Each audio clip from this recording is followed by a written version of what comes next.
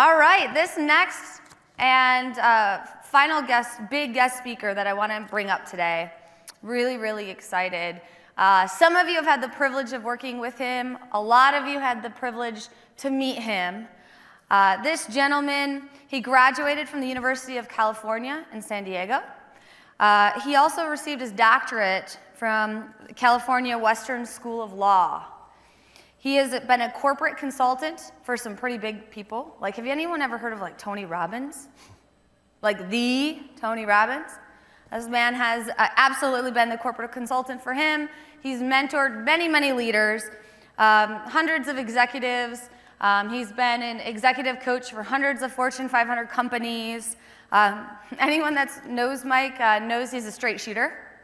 He tells you what he thinks and how he thinks it, and he's super passionate. And the one thing that I think is incredible about Mike, well, amongst many things, is that you can tell he has that passion, that 1440 fire in his belly just like we do. And he is in his constant pursuit of better to help us become the best version of ourselves. And he pushes us, he challenges us. He's incredibly talented. He's written several books. And we have the privilege of learning from him. Mike's been on several of our training webinars to help teach salespeople. He's done some one-on-one coaching with many of us to help us really elevate our game and take us to the next level. So I'm incredibly humbled to be able to welcome Mike Lindstrom to the stage. So come on up, Mike. Look, if you had one shot, one opportunity to seize everything you ever wanted in one moment, would you capture it? Just let it slip. Yo.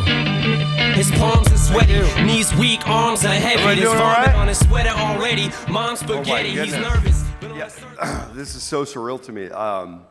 So, as Tammy said, I'm very much a straight shooter. So it's been 14 months since I've been on stage. So I'm sure you guys can relate with that. The last couple weeks has been so emotional for me leading up to this event, because I had some of you know this, some of you don't know this, but I was with Haley. Haley, props in the back right there, had me on the world tour of Ohio, 5 cities over the course of 50 hours, and I got to be in the communities. And for some of you who don't know my story, my grandfather passed away when he was 90, and he lived in a community in Tucson, Arizona.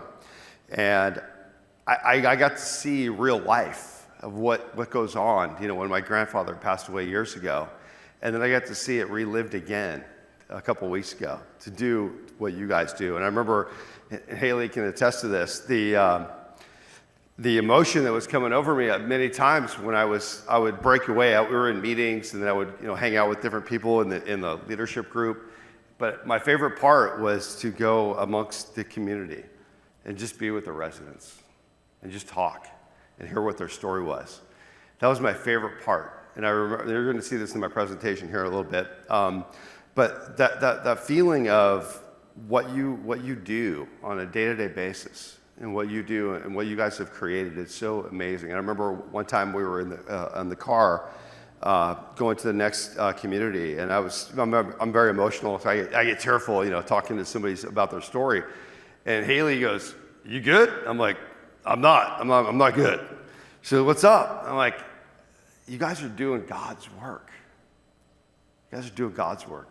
That's what I said. And I believe that from my heart, for everything you guys have gone through for the last year, last 14 months. So real quick, I want to give you guys an ovation. If you guys don't mind, clap for yourself for everything that you guys have gone through for the last 14 months. Such a big thing. So I mean that from my heart. And that was one of the commitments I made to John last year. I said, "Buddy, if it weren't for COVID, I would have already been on a plane and like stayed somewhere in a community for like a week. I want to see it. I want to feel it. I want to be a part of it."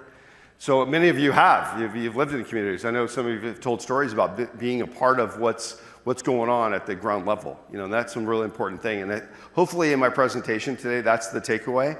I always try to weave in, there's the sales mentality and the motivational part of it, but to get back to the root of it is we're human beings.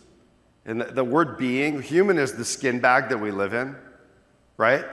And then who we be on a day-to-day basis. Being shows up in so many ways. Who we be, what's the being, what's the meaning that we do things day in, day out. And the being part is the part that we don't give enough attention to. We're always worried about what's the scale say. How much does our bank account say, right? That's the human part, right? Which is great. But who do you be on a day-to-day basis is so important. So I think that's really important, and some of the stories I'm going to share with you today will hopefully reflect some of the things that you probably experience on a day-to-day basis. So I just want to say thank you so much for letting me, Haley, for having me a couple weeks ago, put me on that tour and let me do the things I do. So you're going to see the PowerPoint here, by the way. We'll go to the PowerPoint here real quick. Let's go. So what's your story anyway? So everyone has a story. And by the way, I've been here for a couple of days. You guys know this. I've been taking journal notes. I'm going to reference that in a minute. Everyone has a story. And everyone, not just your story, but what's the story of other people. So I get this a lot, especially when I do media. People ask me, so like, what's your biggest sales technique? And I say, you can talk about pre-framing, you can talk about power of questions, you can talk about note-taking and being an active listener. But the biggest thing I always go back to is going back to people have a story. So when you can figure out what their story is, and you can find out what your story is, and that's the challenge, is you can't give away what you don't have. So if you don't have your story like locked down, I don't mean this, and Jonathan will get me on this one from a branding perspective. You need to know that from a corporate perspective, clearly. That's your brand. Okay, but that's the corporate brand. But I'm talking about your story. To be able to be vulnerable, to be able to share what's great and what's not great about you. It's all the parts that you think about on a day-to-day basis. And by the way, we talk to ourselves at 1,200 words a minute. 1,200 words a minute. And most of it's not positive. I mean, who wakes up, be honest with me, who wakes up, except for like Ashley and maybe Jessica probably, wakes up every day just fired up, jacked out of your brain. Can't wait to hit the gym. Sean, I know you, Shawnee boy. Who wakes up every day just super jacked up and you're super grateful about everything you have? I mean, that's just not the way you wake up, am I right? Who does that, by the way, except for Sean? So you do? Every day, that's usually not the mojo. The first thing that we do, unfortunately, and here's my honesty here. Who pulls out their cell phone when you wake up and starts checking text or email? Show of hands. Okay? So, Jenna, what are you waiting for on your cell phone at 5:50 or 6 o'clock in the morning? What's that? You're getting ready for the day. But are people texting you in the morning saying how great you are? How awesome you are? Right? What are they usually telling you? What you need to do. And that causes what? Anxiety, stress, right? So when you look at the cell phone, and by the way, social media, who's like the social media fiend in this room? Who's the social media fiend? Someone's going to out you, so who is it? Who is it? Oh, okay, Sarah? So, okay, Sarah, what's going on with social media? Like, what does that give you? It does.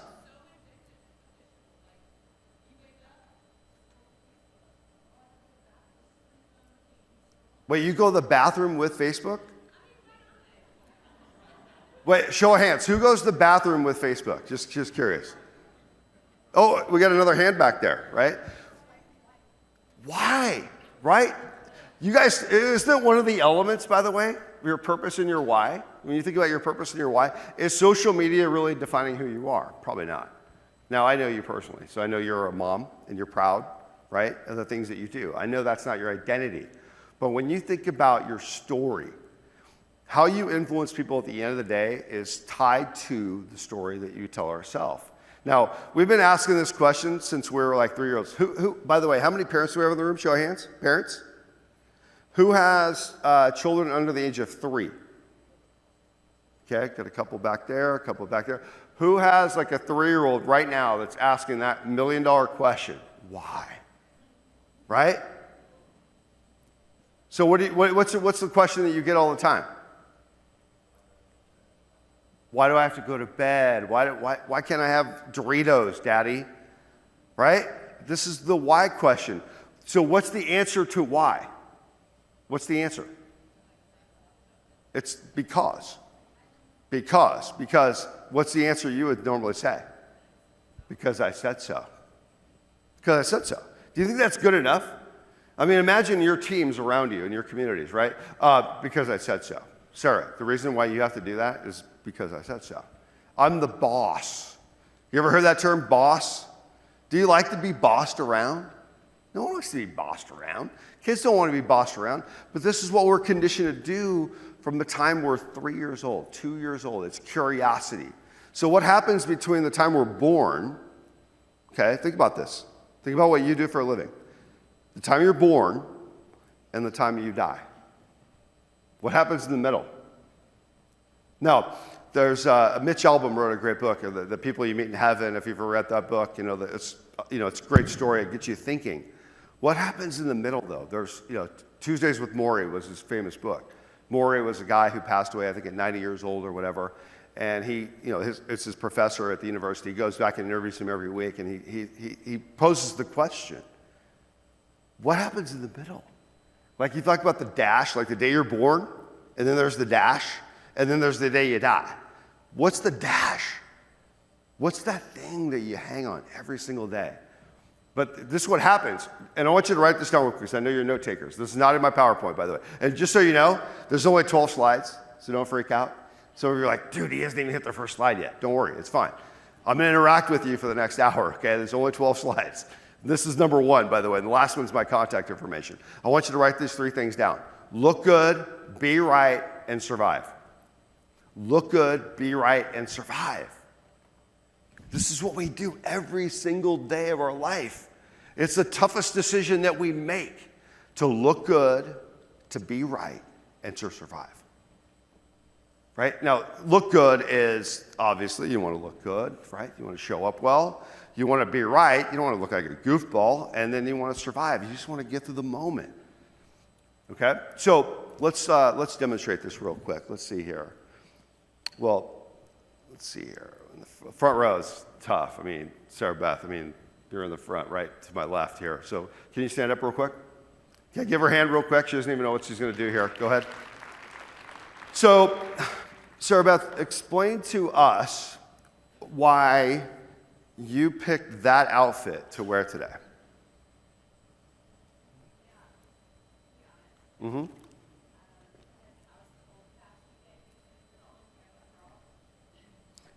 What's that? Fair enough. Okay. So we're going to go through a hypothetical question or a hypothetical scenario. So let's assume that me, dressed as I am, jeans, jacket, and I see you out in the lobby area, right, this morning, and you don't know me from anybody. I've never met you in my life. Yeah. Thank you.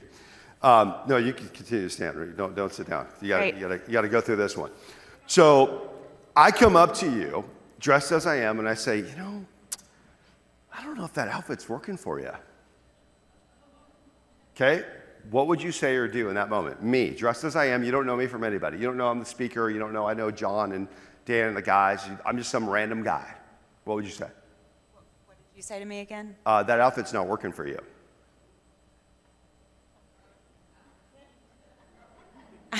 It probably wouldn't go very well, but... No, what would you say? No, I would... It's a pretty open crowd here. What would you say? No, I would probably, honestly, I'd probably just laugh and be like, oh, well, look. Yeah, but look how I'm dressed. But I'm good. I'm a good assessor, right? Look at me. But I don't worry about how you dress. But I'm judging you, right, in that moment. So you don't care? Mm-mm. Okay, fair enough. Let's go to the second step. Second step is, who do you know in this room pretty well that you respect? Male or female? Who would you say? Joe Ellen. Joe Ellen? Where's Joe Ellen? Okay, so Joe Ellen comes up to you and says, hey, I don't know, girlfriend. I don't know if that outfit's working for you. Oh. Okay, so total stranger tells you. Mm-hmm. 20 minutes later, Joe Ellen tells you, the conference hasn't even started yet. You haven't even taken your seat. Now what are you thinking? Should I go change? Should I go change? All right, time out. Who would go change at this moment? Raise your hand. Who would go up to their hotel room and change? Raise your hand. Come on, be honest with me. Okay. All right, fair enough. So, but you've had two people, a total stranger and someone you respect, tell you that the outfit's not working for you. So now let's say you don't change. You stay with what you got. Now you go through the whole day, and then there's like a happy hour at 5 o'clock up on the roof. And a mutual friend, Joe Owen's friend, comes up to you, who you've never met, who's a girlfriend of hers, and says, hey, I'm not sure about that outfit. Okay, 3 times, one day. What are you thinking? I would probably be speechless. I'm speechless right now about the whole situation. It's not even true. You're probably not. I feel right now like I need to go change. She's not gonna. Yeah, she's gonna go change. Don't worry. You look great, by the way. That's not the point. What does it mean to you? That's the question. What does it mean? Honestly? Yeah, you're gonna make it mean something. Yeah, I mean, That's well, what the we first do. couple of times it probably wouldn't mean very much, but the third time it would start to get to me. So the third person is the one. Yeah, I mean. But what about me? I told you at the beginning of the day. I was totally honest with you. I was being authentic and real, as Tammy said. I'm real. I was being real with you and said, I don't know, girlfriend, that outfit's just not working for you. But you didn't take it.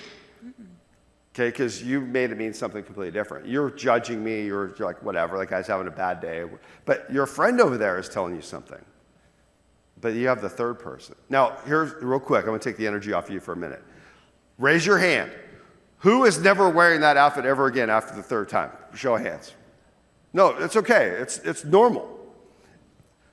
When you think about what you make it mean, by the way, give her a hand real quick, because I know it's really uncomfortable. And by the way, the only reason I picked on you is because you're in the front. So I didn't have that planned out. When you think about, does that really mean anything in life? The fact that some stranger comes up to you and gives you a compliment or not, and tells you about something, but you make it mean something. We are freewheeling meaning attachers. Write that down. Freewheeling meaning attachers. Every single time, every single day, we make it mean something. Have you ever made a sales phone call? Okay? You make that phone call, you leave a voicemail. This is somebody you know. This is going to be a hot prospect. This is going to be great. They're going to move in by April 15th. It's going to be great. And everything went great. The tour went great. And they don't call you back. Anybody have that happen? Show of hands. Yeah. And then a week goes by. So what do? You do your follow-up. And you leave a voicemail. And you leave an email. And nothing. 2 weeks, 3 weeks, 4 weeks.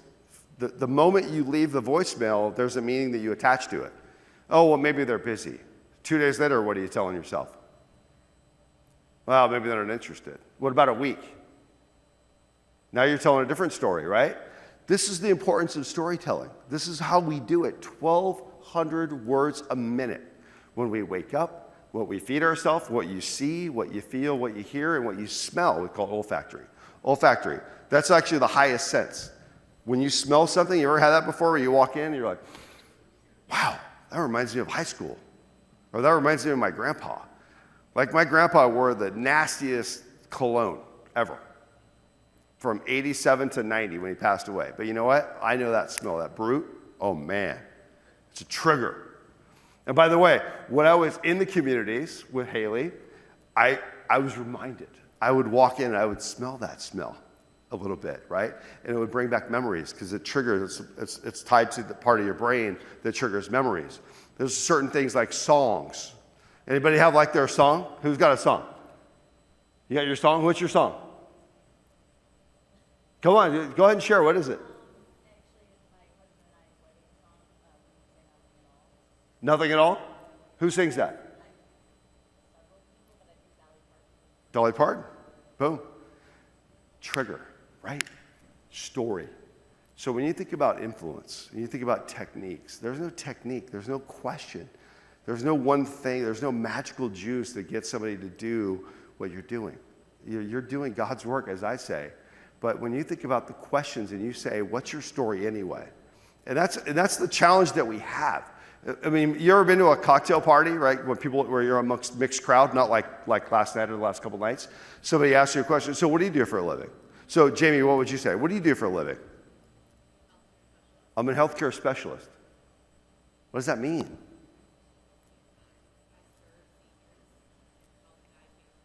But you see how an average stranger like me, I'm like, healthcare. Oh, she's a nurse, right? Or she's a medical assistant. She works in hospitals. I don't know what that means. So we don't tell our story correctly, and I know Jonathan will love this from a branding perspective. We have to tell our story not only at the corporate level, but the individual level. To be able to tell our story congruently. Congruent means walk your talk, talk your walk, right? When you have the shapes match up, you probably remember this from geometry, probably your sophomore year, freshman year of high school. When you learn geometry, when two shapes are the same, you have your identity on one hand, and you have your behavior on the other hand. When they match up, that's called congruent. You ever had that before where you're talking to somebody and you just don't believe anything they're saying? And you're like, come on, bro. I don't believe anything you're saying because you don't even walk your talk. Right? There's certain people that wear their identity. You think of like a nun. You think of like a bodybuilder. Right? You know that person's going to go to the gym twice a day. You know that person is representing God by the cloth. That's their identity. Right? But that's not most people. Most of us don't walk around with the cloth and have big muscles. Right? That's not our identity. So when we think about who we are and how we show up, and we can really truly represent that. So one thing I really love, and tribute to you guys' leadership, the journals. And I know Dan and I had a nice conversation yesterday. We were chatting about journaling. It's not a diary to me. I don't literally wake up every day and put the date and go, "Dear Mike, today really sucked. I traveled for the first time in 14 months. I did a layover in Dallas, Fort Wayne. It was late. I got here late. I'm on 3-hour time zone. I'm tired." I don't talk like that to myself in my journal. My journal is just random thoughts, and I don't do it every day. It's just what I call a journal is a capture mechanism. So it's a capture mechanism. So like as we're talking here today, my hope is, and that's like the 11th slide, by the way, is your takeaways. What's your takeaway from today, from this whole experience? This is a major life experience. And by the way, I don't know if any of you had a chance to call time out and like literally think, holy crap. Like there are companies right now that aren't even doing this. This is pretty cool. To be able to get together face to face, to watch, and Katie, Julie, everyone who's helped me put this on, thank you so much, to watch her being acknowledged 25 minutes ago for 10 years of her service and what she's doing. And watching, I literally was sitting over on the side, and the thing that compelled me the most was the fact that there was a hug. They hugged each other. I'm like, wow, that is so cool. How many times you're going into a meeting, you're like, what are we doing here? Are we fist bumping? Or what are we doing here? Are we elbowing each other? Right? That's the world we've been living in for the last 14 months. So the fact that you do what you do and you've survived to this point, your story is incredible. I mean, I know John, I haven't had a chance to rewatch the video because I was flying when John and the guys were talking about the vision. But he shared with me, to be able to go through a pandemic. Did you even know what that word meant, by the way? A pandemic? I mean, I knew generally what it was. I mean, hell, I went to law school, but I know what constitutional laws and evidence and right and wrong, but to actually pull up the word on Google, pandemic. I knew an epidemic, I mean, all these words that we use, but a pandemic. I'm pretty sure that when we all wrote our goal plans back at the beginning of last year, 2020, I know myself right included with you, when I wrote in January or December 19, when I wrote my life plan for the next year, 2020, there was no part of my soul, there was no part of my heart, there was no part of my spiritual brain or my Catholic body that said, oh, well, we need to factor in might be a pandemic. Anybody see that coming? I didn't see that coming, right? And you all are in a position of one of the toughest spots in the country, if not the world, to take care of the most important generation. And I had to go back and pull the data on this before I came up here today. Baby boomers, right? My father is 71 years old. I picture my dad because he's going to be my grandpa. Ray was 90 when he passed. My dad will probably about make it to that, I'd imagine, if you look at the genetics. But I think of what you do on a day-to-day basis. And I think, you know what? How many people that are living there? And I don't want to name names because I was floating around in the breakouts. Somebody had posed the question, do you know every single person's name that lives in your community? And I thought, wow, that's a tough task. To know every single person that lives there and then know the people you work with also. By the way, I was there for 2 days in 5 cities. That's why thank goodness for the journal. I mean, I've got 5 pages of journal notes a day just to keep track. When I'm talking to Madison in Avon Lake, yeah, my man, he was breaking it down for me. And I asked him a simple question. I said, Madison, let me ask you a question. You seem like a young man. He's probably early 30s, got a child. And I said, what's the biggest selling point? The biggest selling point? He goes, it's real simple.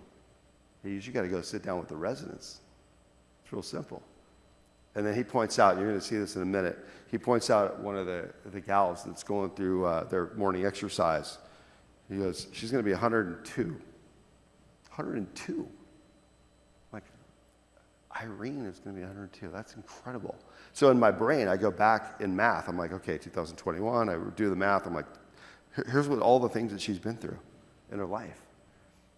But it's sad that when you see people, and this is not you guys, by the way, people in general that just gloss over that. Oh, that old guy cut me off. I'm like, that old guy cut you off? He's driving in his car, man. You don't know his story. Dude's 82.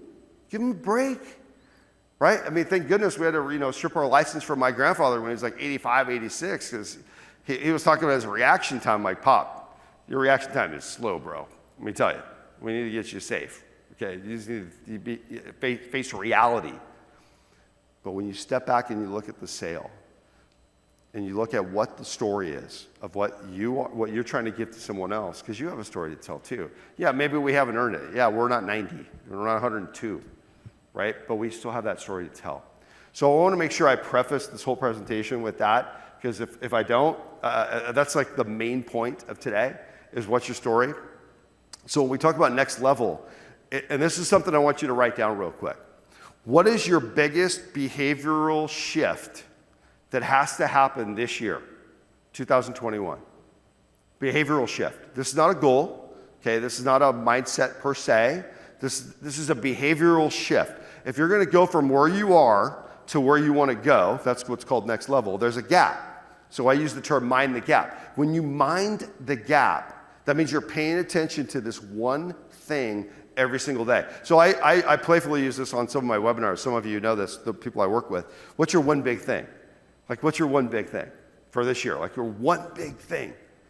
Now, the natural thing is people, I want to lose weight. By the way, I didn't know this. I was on the plane here, so I pulled it up on the Wi-Fi on the plane. The average American gained 22 pounds between March of last year and now. Now, I didn't know. I know I gained weight. I couldn't go to the gym. I live in Phoenix, Arizona. The gym was shut down from March, April, May, June, July, and I'm a gym guy.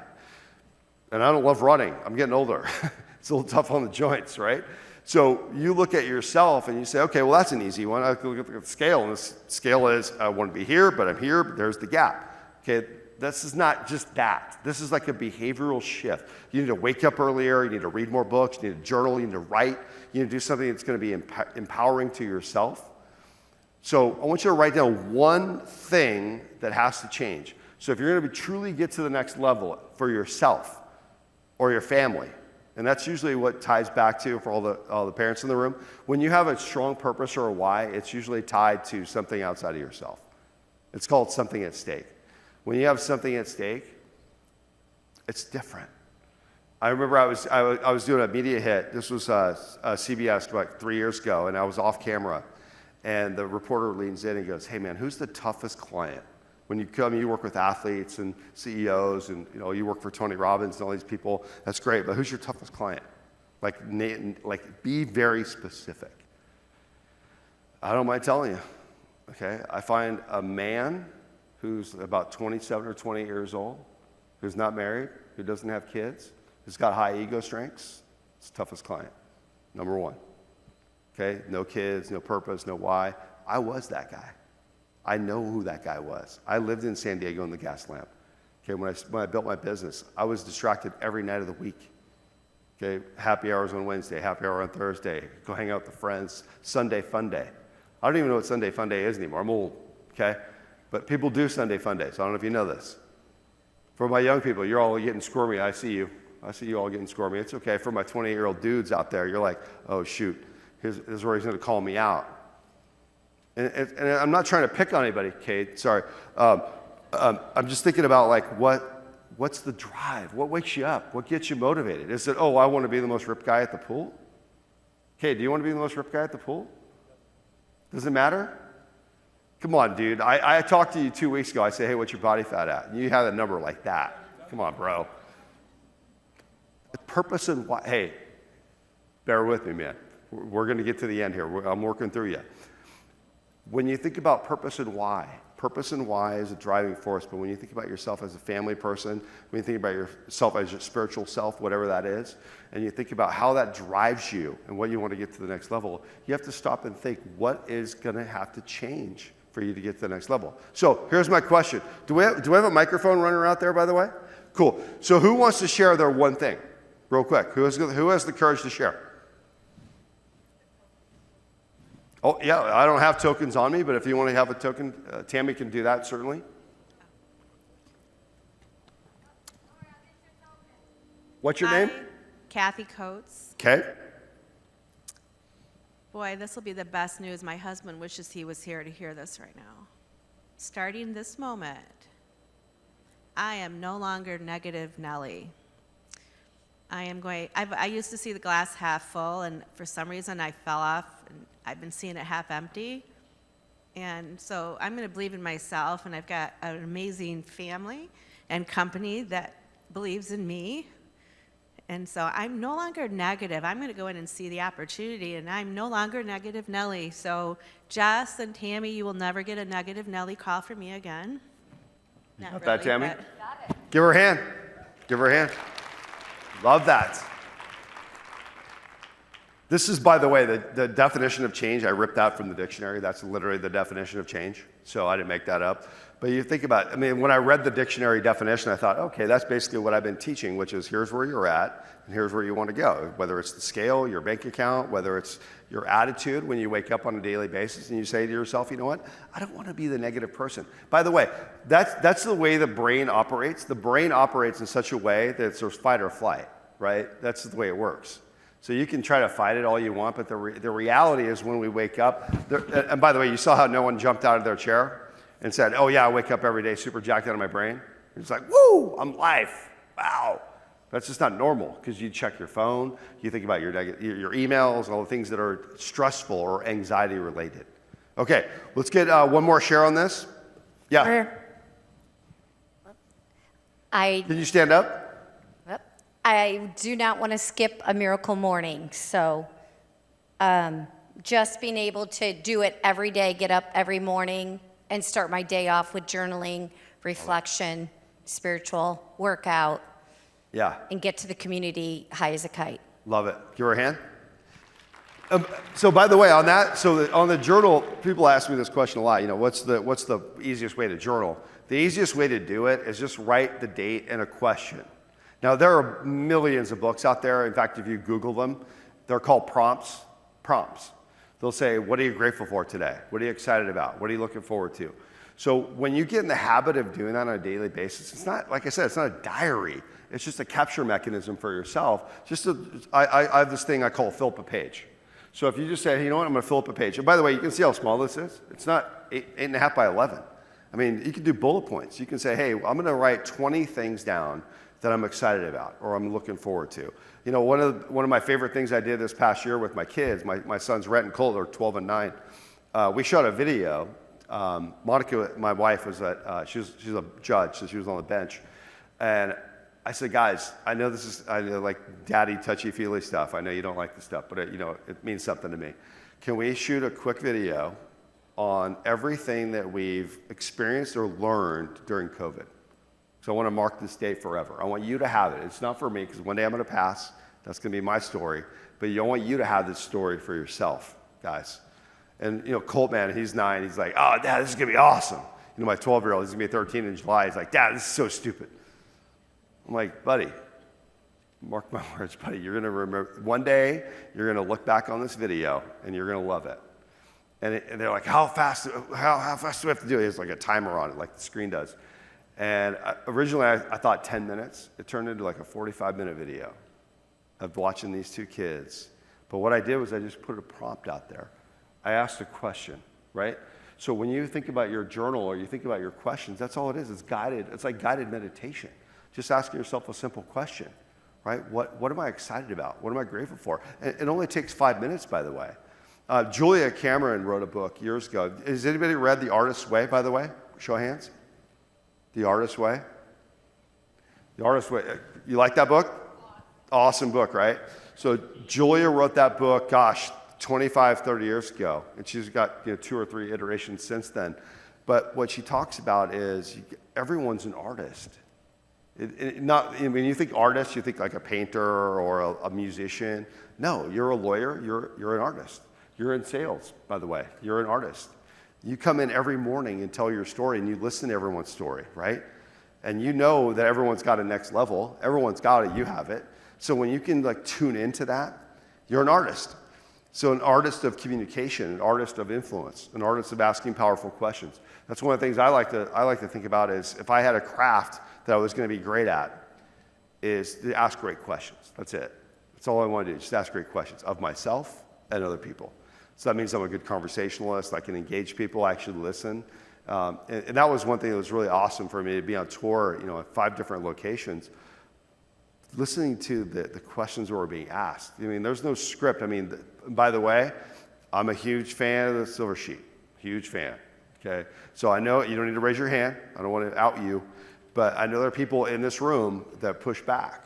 It's like, oh, yeah, well, it's just, I'm not engaged as much. No, that's not true. That guides you through the process, right? They're telling you the story. These are the influencers. These are people helping make that person make a decision. Their pains, their wounds, their beliefs, their needs, their desires, their goals.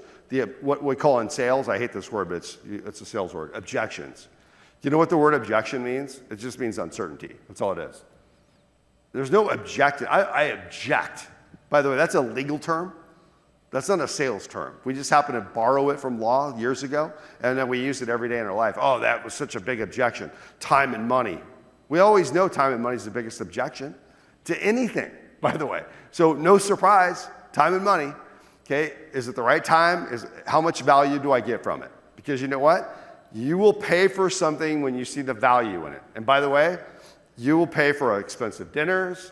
I got my ladies out there that love their handbags, just like my wife. Okay, you got your shoes with the red bottoms. Love it. Okay, dudes, you know what you got? You got your watches, you got your belts, you got your shoes. You'll pay a lot of money for that stuff. You don't even think twice about it. You'll go out to dinner. We could go out to dinner and go to a nice steakhouse, just like we did when I was in Ohio. But what was being paid for with 7 of us at the dinner table was the experience. And we didn't even flinch. We weren't thinking about, oh my gosh, should we order that bottle of wine? Yeah, let's order that bottle of wine, right? Especially now with everything that's going on.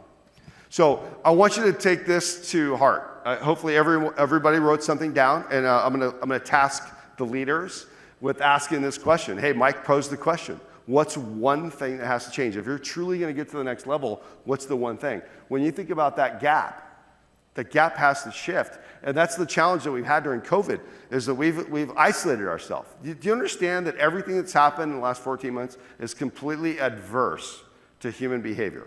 And I'm not being political. This is not left or right. Okay, I'm not being that way.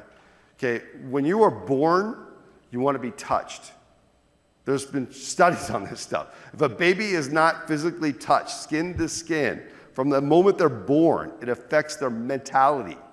Okay, so when we have to go into a conference room like this, and God bless, we have to honor the rules. I get it. Okay, we live in a society, we love this country, we have to honor it. When you're going up to people and going, hey, do I fist bump, do I elbow? When the natural tendency for me is to just give you a big damn hug. I just want to hug you, man. Call it a bro hug, whatever you want to call it. I'm more of a hugger. So when you think about yourself and you're in this uncertain phase, you start thinking about that. And that's not normal, to be able to isolate. Do you realize that half of the person's expression is where? Half of it. Here below. Yeah, you say the eyes, true, but it's the mouth. Are they smiling or not smiling? And then that's covered. Okay, so when we think about the people that we serve day in, day out, the greatest generation, They're not used to that. They want to express. They want to talk. That was my favorite part. Is just sitting down with someone who's 101 years old and said, tell me your story. That story is incredible. Just to be able to pull that stuff out and ask those kind of questions. So, but if we don't have that, face the brutal facts of ourselves, it's hard to give it away. It's like we say in love or respect or trust, we can't give away what we don't have, right? So if you don't have trust of yourself, if you don't have love of self, if you don't have respect of self, it's hard to give that away, right? How many people follow me? Show of hands. How many people follow that? You can't give away what you don't have, right? Okay. All right. So the question is, what's your next level? But I want you to think about these rules of engagement that I've come up with. I only picked 5, just for simplicity and time. I know that number 1 has actually been my rule number 1 for 18 years. I love when I looked at your marketing stuff. And Jonathan sent me that before the conference. And one of your rules, which I love, is that curiosity question. Because when you arrive at judgment, there's no more questions. There's no more questions, right? You evolve into judgment. It gets to the point where you say, oh, I don't like that guy. Oh, I don't like her. Well, but you don't even know her. You don't even know her story. You don't even know that she's got issues or he has issues. Hey, he's just a brutal leader. He's like a bully in the boardroom. My first instinct is to go, okay, but what's the story? Why does he or she bully someone in the boardroom? Well, I don't really know that. I mean, he's got a little big man syndrome. Okay, little big man syndrome. What the hell does that mean? So what? The guy's 5'7", 5'8". That doesn't mean that my best friend's 5'7". I don't judge my best friend because he's 5'7". I just happen to be 5'11". That doesn't mean anything to me.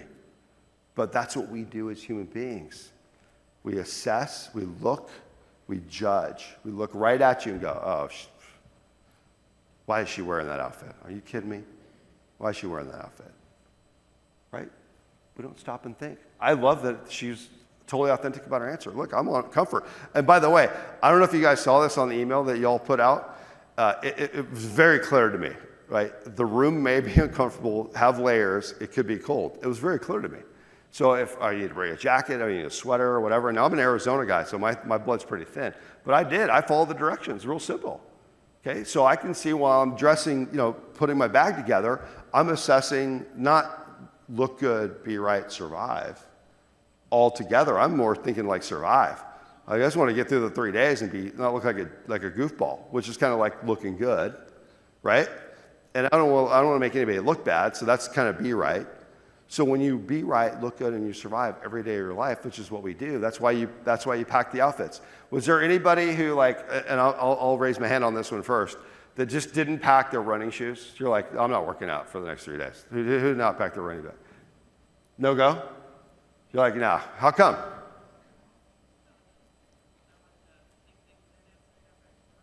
Yeah. Yeah, I did the same thing. I looked at the agenda and I thought, I don't think there's any time. I mean, that's an excuse, by the way. That's a limiting belief that I have, you have, right? We could have packed the running shoes, but we didn't. We made a choice. That's the beautiful thing about personal choice, is that every single day we make those personal choices and we think about what are some of the things that I can do to get to the next level. But these rules of engagement help. Conscious choice, by the way, there's 4 levels of this. And this is not in the PowerPoint. I'm going to give this to you. This is kind of bonus material. You have the first level of awareness is what we call unconscious incompetence. So you want to jot this down real quick. Unconscious incompetence. Unconscious incompetence means you don't know what you don't know. It's just out of your realm of possibility. You don't even think about it. Like if I think of like a language, let's call it like speaking German. Does anybody speak fluent German? Fluent? Yeah, most Americans don't. But now I said it. So now it's in your awareness. So the second level is what you call conscious incompetence. So now you're aware of this thing called speaking German, but you still don't know the language. So you're consciously incompetent to it. Make sense? Okay, but you get to the third level where you're consciously competent. Consciously, the 2 C's, consciously competent. Consciously competent means you know what you know. So you maybe, get out of today's meeting, you pull up an app, you start doing Rosetta Stone or whatever, and you start learning the language. So you're not fluent, but you're on the track. So we call that conscious competence. When your highest level is reached in anything, and so one of the gals last night, she told me about her quest for 10,000 hours, which is a book, right? If you read the book, Gladwell talked about competence. Like if you're really truly proficient at something, you have to do it for 10,000 hours, whether it's a new golf swing, learning a language, being a great influencer, public speaking, 10,000 hours, right? That's kind of the rule. So when you get to that level of 10,000 hours, that means you're unconsciously incompetent. Unconsciously competent. Unconsciously competent, like you don't even think about it. It's just something you do on a natural level. Okay, so when you think about leadership, and that's what you all are, leaders. I love that, the fact that you've embraced the concept that there's no selling, right? You lead. These are families. You're leading families. You're not selling anybody. And I know we're amongst private crowds. So when I heard the last 3 days, some of the speakers were talking about closing and what your closing ratios are and the numbers are. That's totally normal. But when you think about truly being a shepherd, or a servant leader. And by the way, I want to encourage you all to do this. I want you to write this book down. It's called Servant Leadership by Kim Blanchard. I did my recon, and I found out that not a lot of you have read it. That book only came out in 2018, by the way. So I know servant leadership has been an acronym or a belief amongst your culture for a long time. It just happens to be that Kim Blanchard wrote that book. Ken's a great guy, good friend of mine. Famous speaker. He's like ahead of Tony Robbins. Like who does Tony Robbins look up to? It's actually Kim Blanchard. He's originally from San Diego. He lives in Skinneapolis. What do they call it in New York? What's it called? Yeah, it's outside of New York. I can't remember what exactly the lake that he lives on, but he wrote this book and he basically tasked 32 different people to write a chapter on what does it mean to you, there's that word again, mean to you, to be a servant leader. So he's got Gladwell in there, he's got famous people that he writes, but each chapter kind of reads itself. So you can pull up the chapter and say, you know what, I need to be a servant leader. To be a true servant leader, I have to ask better questions, right? I have to lead people in a way that's different than most. See, the challenge is with most quote-unquote leaders, or I hate the word manager or boss. You already heard me, pontificate about that word, boss. Manager. What are you managing anyway? Are you managing my state of mind? Are you managing my beliefs? Are you managing like what I need to do on a day-to-day basis? And by the way, John knows this, and the guys know this from the insurance world. There's a certain thing in the insurance world where you just want to be a good manager. It's like you sell really well for a long time, and like, hey, we're going to make you a manager. I don't want to be a manager. I want to be a leader. I want to be invested. I want to grow something. And by the way, you guys are on the tip, just the tiny tip of what's going to happen in the next 15 years. Look at the ages. Baby boomers, the gap, if you pull it up, 1946 is when the gap from when they were born, which is like my father, 1959 or 1950. You look at that, what's going to happen in the next 15 years? We're right on the beginning of it. So to be a servant leader and to do things differently, that's what ultimately changes the culture. And I know companies sometimes hate when I do this, but I'm going to say it. The word culture. What is the base word of the word culture? Cult. You guys are a cult, man. Common language, common belief, common direction. See, that's the problem. People have this bad image in their head. They're like, oh, that's like Jim Jones going to Ghana and having 800 people drink the Kool-Aid. That's what people think in their head. Am I right? Be honest. You think of a cult, you're like, oh, that was the people in San Diego that wore the Nikes and the purple shrouds, and they killed themselves in some big house in Rancho San Bernardo. That's not what I think of. I think of, when I hear cult, I become curious, and I ask questions. So when somebody like John, who tells me years ago, hey, we're gonna build a culture in this organization, my immediate belief goes into what's the common language, what's the common belief, and what's the common direction. That's where my belief goes. By the way, I'm originally from San Diego, California. San Diego is where I was before Phoenix. So most of my buddies are from NorCal, where I was born. So you go up to NorCal, and forget the last year, I know it's been weird. California's been, a little bit of an outlier and this, that, and the other. But you look at Google, you look at Apple in Cupertino, California, Northern California. If you go up there, literally, if you've never been there, I would recommend you do it at some point in your life. Just watch. They are drinking the Kool-Aid, man. They are wearing that Apple shirt like they are so proud. And you know what? God bless. They have built an amazing thing because they had a leader. They had vision. Okay? Microsoft, no different. My friends that live in Redmond, Washington, they have a leader that believes in something, whether you like the guy or not. He's still on your phone. He's still on your desktop. It's just the way it is. It's not political. Okay? These are people that are they're building the brand of something, but they're getting the people on the same page, and that's what you guys are doing. Common language, common belief, common direction. And that was my favorite part of checking into my hotel, by the way, 2 days ago. When I checked into the Hampton, I get my bag, other than the Doritos and the water, which I crushed like lickety-split because I was hungry, was the folders I got. And the first thing I do is I open it up, and I'm looking like, nice. Culture building. Everyone's on the same page, the elements. So these rules of engagement are not only for yourself, but for business. But I want you to think about what can you do from a behavioral shift by being more consciously aware. We call that sensory acuity. Sensory acuity means you pay attention. Pay attention to the people that are around you. Pay attention to what people are saying to you. You know these people in your life, right? The people who have really high sensory acuity. They just pay attention to everything that's going on. And you have people, by the way, that are just not that way in your life. I had, like, my aunt's that way. God bless her. She's just clueless. I'm like, Aunt Kelly, how do you not see that? She's like, I just don't think that way, Mike. I'm like, yeah, you don't. Just wake up. Just pay attention. Just look around. Just ask better questions. This is what makes us great as not only salespeople, but human beings. Human beings. Who do we be? Like, I know that about you, Ashley. You're a good listener. You pay attention. You're present with people. When we have our conversations, I know that you engage. It's not just like, that you're actually engaging with me, right? That's my hope. So when you're having the relationship with somebody, whether it's coaching or consulting or having somebody who's your leader, somebody on the org chart, if you will, not a boss or a manager, right? But somebody you engage with at a different level, it's because they're paying attention. I know this about Tammy.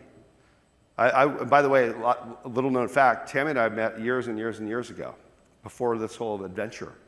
I call it adventure because to me it's fun. It is an adventure. It's so fun what you guys are creating. And I've always known that about her. So to watch her be up here and interact with you guys is so cool. So hats off to you, Tammy. But I know that your conscious awareness runs high, but I want you guys to think about that. When you look at your rules of engagement, most people don't stop and think about what are my rules of engagement for myself. Now, I'm just gifting these to you. And by the way, Jonathan told me, and Katie said they'll send this PowerPoint to you guys. We'll have this after the fact if you guys don't have it. We already talked about this a little bit, which is how we communicate. Visual and body language, so important. But when we think about the people that we're serving, this is so big. This is so big. It's not the words. It's not what they're telling you, right? I love that. There's a quote from E.E. Cumming. E.E. Cumming said, I can't hear what you're saying because I'm paying attention to who you're being. Oh, wow, that's huge. So you can't hear what I'm saying, but you can watch what I'm being. This is what we do. We assess the body language. We assess the vocal, right? Tempo, voice quality, et cetera. So 7% are words. Isn't that crazy?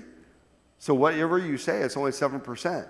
So you want to stop and think about, not only your words, which is great, pre-framing, all things I've talked about in our team calls, but it's the top two. When you stop and think about how you're being on a day-to-day basis, it's so important. So I want to share this with you quick. This is, I love the psychology of motivation when it comes to everything that I'm talking about, purpose and why. Purpose and why run strong when I call it the right side, when the right side is really strong. The right side is pleasure. See, that's the challenge, is we're mostly based in pain. We're mostly based in fear and protection. That's what we've been doing for the last 14 months, as you know. But when you think about abundance, abundance is giving away, giving back. That's what I love when I hear top salespeople say, hey, are you sharing like your top skills? And like I know Sean Smock, you're a great example of that. abundance, just to be able to share, like get up on a stage like this. I mean, by the way, bro, you had me in tears, of course. You're good at that. Thinking about his story, his purpose and his why. It has nothing to do with the company or himself or me or people around him. It's himself. It's him looking himself in the mirror and saying, you know what, it just didn't click. And I'm going to share an image with you guys in a couple slides, but and you guys have already seen it. So Tammy, thanks for ripping my picture, by the way. I love that Sean picture. The thought of when it clicks, like when you realize, holy crap, like this is the moment in time. This is when I know I'm connecting with that other human being because they're telling me their story. And by the way, we can't get so focused just extremely or just exclusively on the resident. We have to think about their family. People like myself and my mom. When we put my grandfather Ray in that community in Tucson, it was the two of us that had to really be influenced at the end of the day. We were making that final decision for him because he wasn't really of sound mind, but it was that emotion and it was the feeling. Because here's the thing, guys, like you're gonna have the feedback form that's gonna come today, and it's gonna ask you a question, which I love. I saw it, and Julie, thank you for sharing that with me. It's how did you feel? It's not. I noticed there wasn't one question. What did you think about Mike? Because to be honest with you, I really don't care. I don't care what you think about me.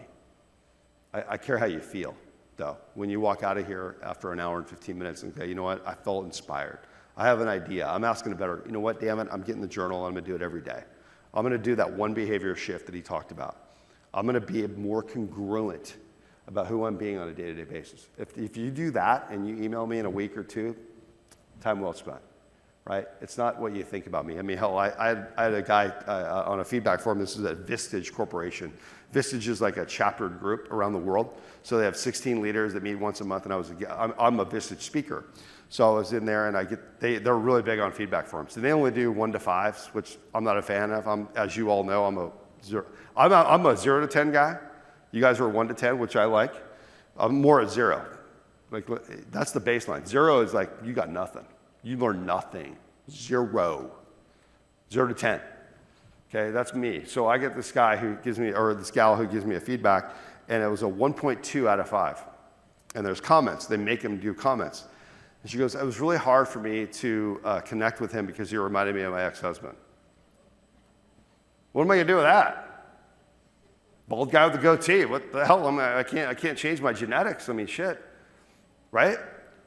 But that's life. That's sales. You're gonna have people on a tour, and they're just not gonna feel you, man. You're like giving your passion and your energy, and you're drinking the Kool-Aid, and you love the company, right?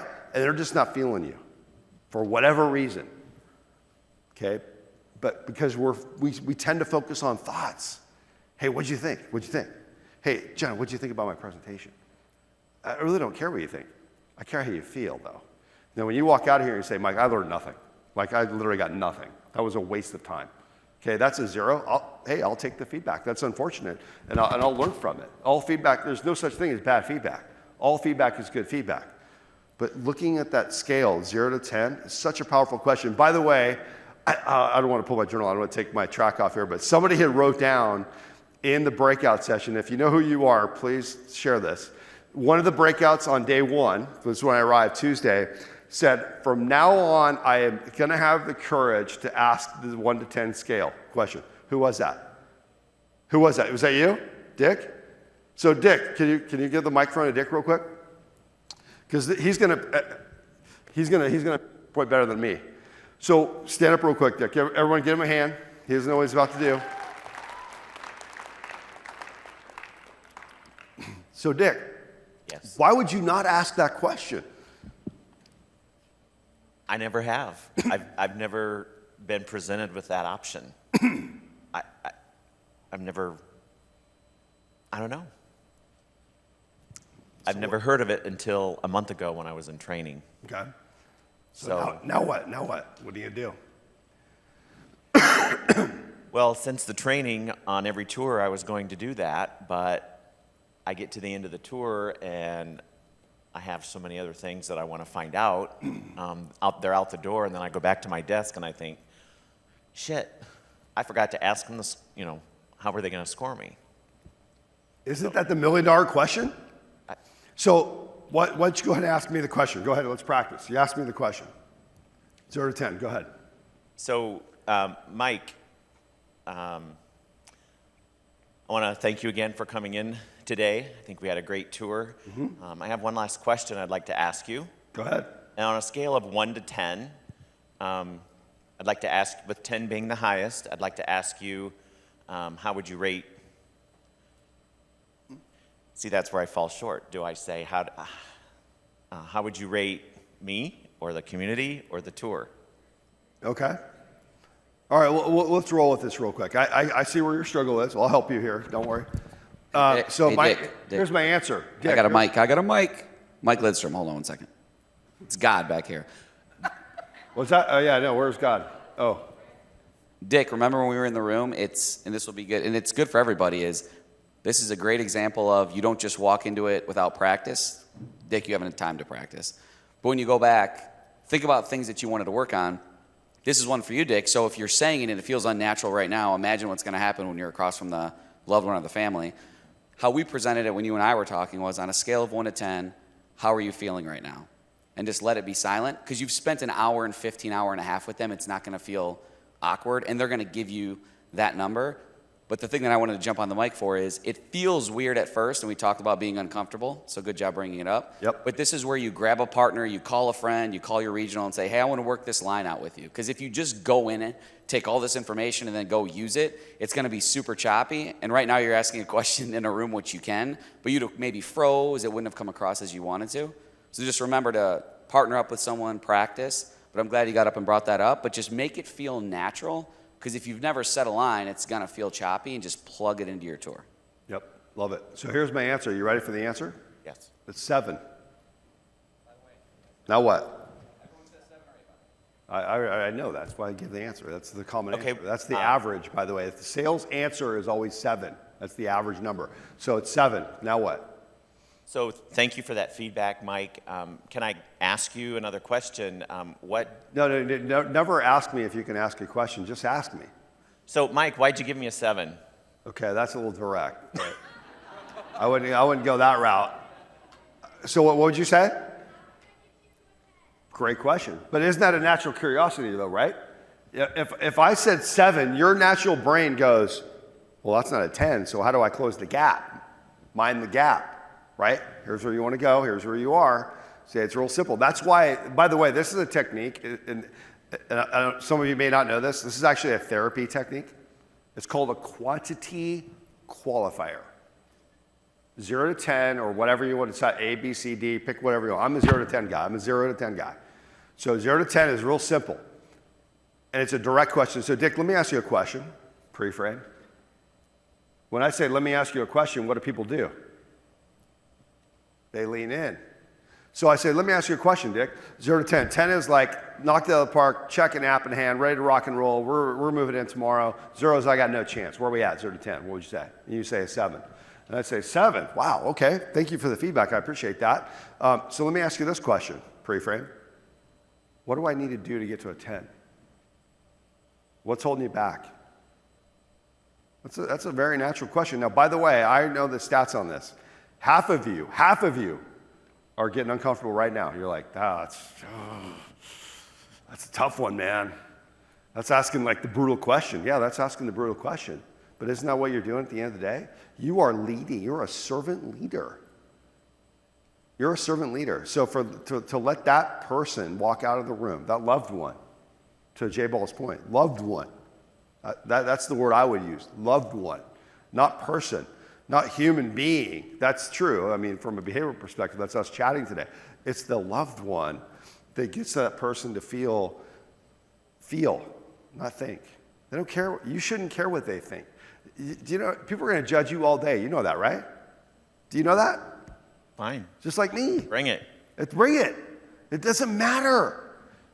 But the feeling that you get at the end of the day, when somebody walks out of that, the community and says, you know what, I like that guy. That guy's got a good vibe. He feels me. That's when you know you knocked it out of the park. It's not because you crushed the silver sheet on the phone, which, by the way, I'm a fan of. And by the way, when I was on my tour, and Sean, I don't know if you saw this, but I went to Sean's office while he was talking to some people, and I was pulling up his sheets that were sitting out, and I was going through them.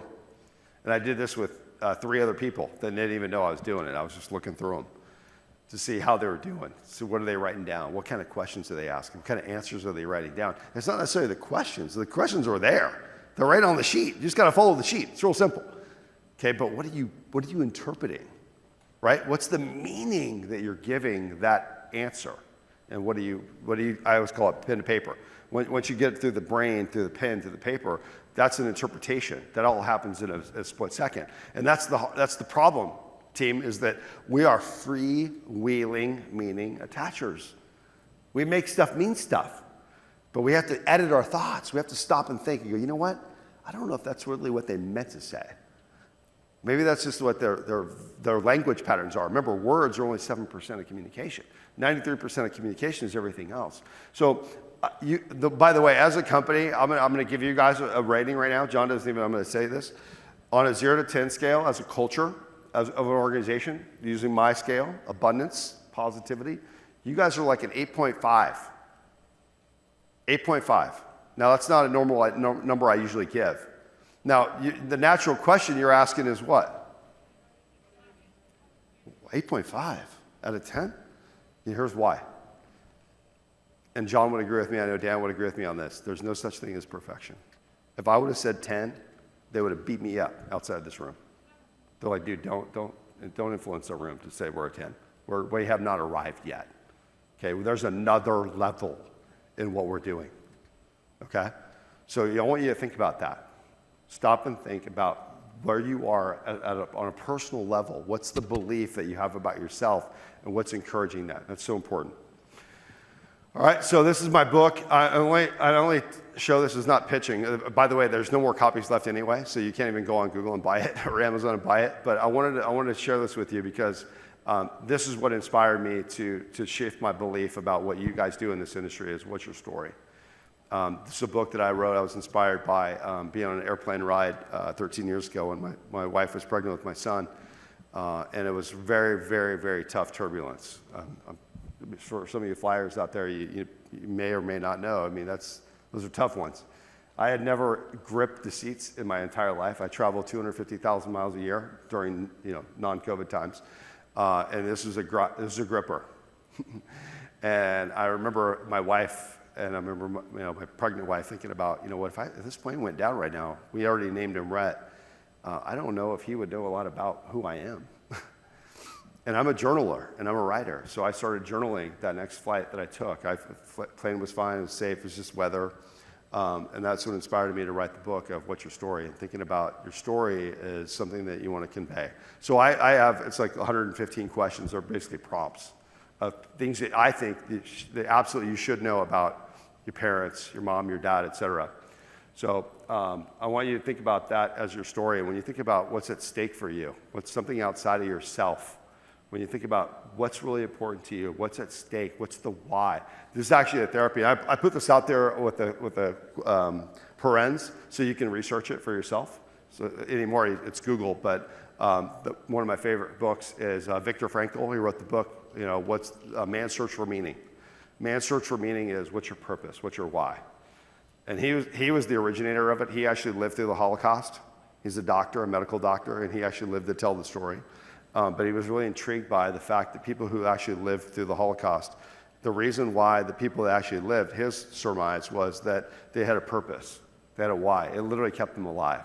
And that's why when you look at the story, Gestapo would always take your artifacts, pictures, jewelry, things that will remind you of things outside of yourself. That's why your will to live. It's called will to live. So very important. So what is your why? I know you guys already beat this up, so I don't want to take too much time on this.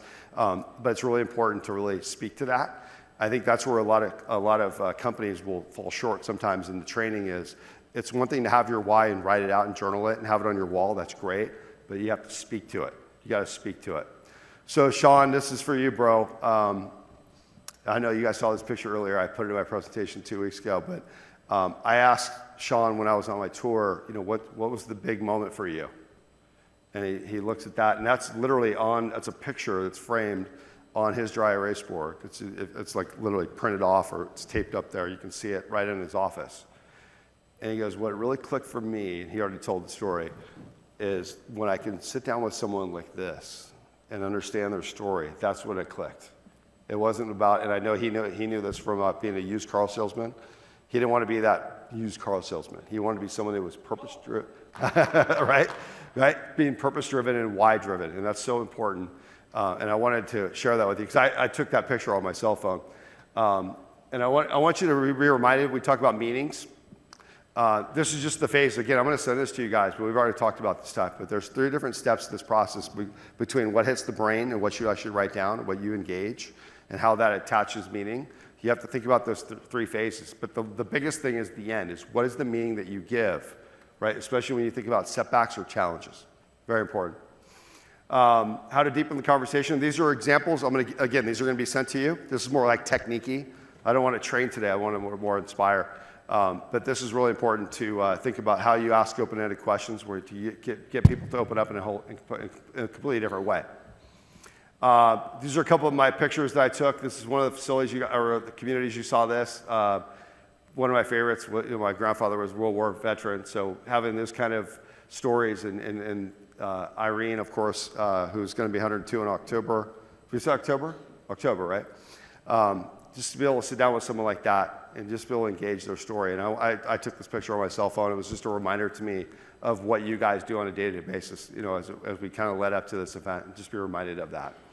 So these are like takeaways from today. I've talked about shoulds a lot. You guys, I like Tammy talked about must-haves earlier. These are shoulds, or I use the word ETF, means eat the frog. Eat the frog. It's a term. It's something Mark Twain came up with a long time ago. Was do the hardest thing first thing in the morning. Do the hardest thing first thing in the morning. When you eat the frog first thing in the morning, you knock that should out, and you become a must. It becomes a must-have. And develop your go-to questions. When you develop and write down your own questions, they become your own. That's a really important part of your own brand, because they're your questions. It's not because I wrote them or I trained them to you. It's something that you're thinking about. And you think about, John told me the other day, if you just were just a little percentage better on a daily basis. And I akin that to 2.5 seconds a day. If you thought about something 2.5 seconds a day, right? It's a question you ask before you leave the office. It's asking one more question instead of being hurried. Okay? So I want to make sure that you get these, but the most important thing is the owning it, being consciously aware of it. It's one thing to learn it and hear it and be kind of fired up from a conference like this. Now it's been a long 3 days, but actually taking it and doing something with it, very important. So here's my contact information. I'm going to leave you guys with a quick story. So one thing that really changed my career in coaching was this guy I met a long time ago. This is probably, 13 or 14 years ago. And it was really what you guys would call a prospect. Someone who was in coaching he had said, hey, this guy's going to be great. He's got, he's just a professional and knows what he's doing. But, I really see there's a gap there. This guy who referred this person to me. And I realized that I had heard this person's name before, but I didn't know who it was. And of course, back then you didn't have Google or LinkedIn, so I did a little research, call around, and I found out, who this guy was. And the referral was made. We got an introduction call, and the introduction call was really about, the company, what are the goals, what's holding you back, what's the gap. And as I say, here's where you want to go, here's where you are. And I realized quickly that, wow, this guy's really like fervent, like a lot of energy, just high-powered, almost like ADD energy. And I realized that, this person was someone I could click with, but he started telling me basically 7 or 8 minutes into my process of coaching why it wasn't a good fit for him. I said, that's fine. I said, I totally get that. It's not a fit for everybody. I mean, it's not what you think, it's what you feel, right? If you're not feeling it, that's great. I said, but at the end of the day, you have to want it for yourself. And the things are all about, I don't have enough time. By the way, my coaching is only, some of you know, 30 minutes every couple of weeks. Okay, it's not a lot of time.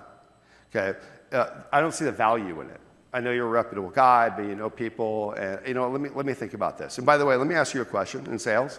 When somebody says, hey, let me think about it, what are they really saying?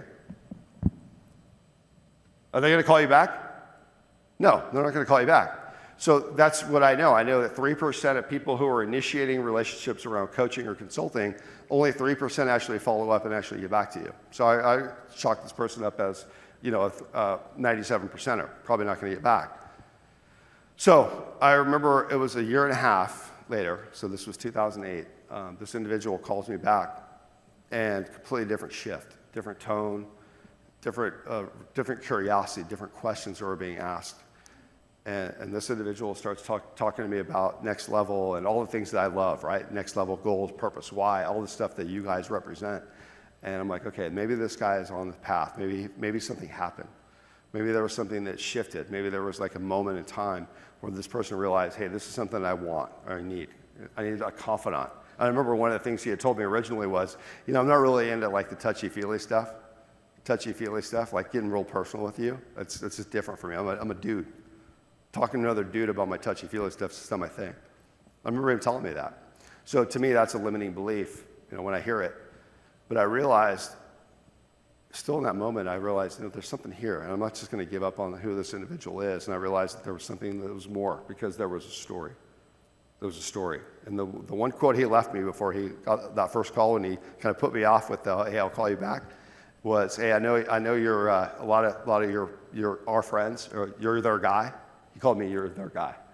You're their guy, but I'm not sure if you're going to be my guy yet. So I wanted to share this story because that gentleman's name is John Christopher Fitzpatrick, who called me back a year and a half later, who poured his heart out. And John, where are you, bro? John, he doesn't know I'm doing this. Him and I had 3 conversations over the first month of our actual contracted relationship. Now we're like really good friends. Obviously, I'm here with you guys, and we're sharing our hearts with each other. But I wanted to share that story about John because John, whatever happened, and that's his story to tell. That's up to him. But I know that those 3 conversations that we had in that first month in confidence, that's a big part of my relationship. It's confidential. He poured his heart out. And what he told me was his story. He told me his story. All the way back. And we all have stuff, guys, between the ages of 5 and 12, all of us, myself included, okay? So when you look at yourself in the mirror and you say, you know what, I need to get more in tune with my story. I need to be able to share that. I need to be vulnerable with the people that I'm selling to at the end of the day, and just have that authenticity and maybe be real with it. So I wanted this for the last month and a half leading up to this.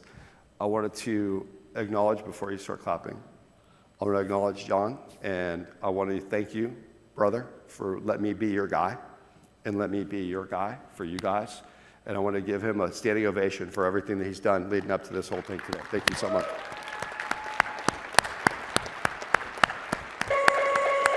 Yeah. Thank you. Far too kind. Yeah. Ready? Let's go. Can I get an encore? Do you want more? Cook and roll with the Brooklyn boys. So for one last time, I need y'all to roll.